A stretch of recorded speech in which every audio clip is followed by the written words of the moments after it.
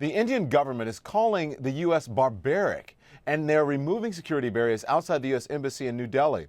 It is in response to the treatment of an Indian diplomat who was arrested and strip searched in New York on Thursday. Prosecutors say the Indian diplomat was charged with visa fraud after submitting false documents to obtain a work visa for her housekeeper. Seen as Malika Kapoor in Mumbai. And Malika, angry reaction there. Why has this created such an intense response? You're right. It really has created such an intense response, and people here just say that it's humiliating that an Indian, and that to a diplomat, could be treated so poorly in the United States. And the reaction here, I have to say, has been unprecedented. As you mentioned, the government here is calling the treatment meted out to the diplomat as barbaric. And if you talk to anybody over here who's been following the story, they say that it's shameful, that it's insulting. Is India reacting? Yes, India is certainly reacting. We've had top political leaders here in New Delhi refuse to meet members of a U.S. delegation that's visiting India currently. We've also seen in New Delhi, we've seen the government remove security from outside the U.S. Embassy. Earlier today, we saw them remove these large concrete slabs outside the gates of the U.S. Embassy. And we've also seen the government strip away the diplomatic IDs given to U.S. diplomats in India, which really restricts kind of the diplomatic privileges that these diplomats enjoy in India.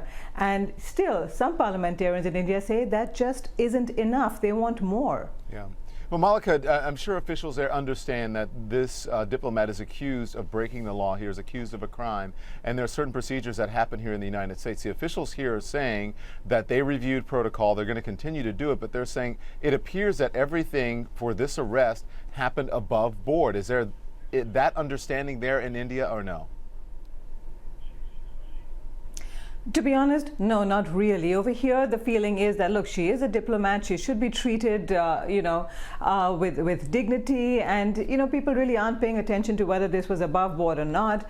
People here are taking the matter very seriously. When you hear of a diplomat being strip searched, being handcuffed in public, she was dropping her daughter to school, that is not playing out very well here at all. And I think one of the reasons why it is playing out so strongly over here is that, remember, we are just a couple of months away from national elections here in India. So all the leaders of political parties are going to take this very seriously. Nobody can appear to be soft, and nobody can appear to be unpatriotic. And I think that's one of the reasons you are going to see a lot of rhetoric around this story over the next couple of days. So I understand that she was arrested on $250,000 bail.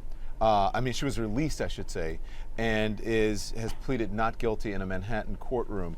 Has anyone, at least there in India, heard from her family, gotten any response from the family or from her?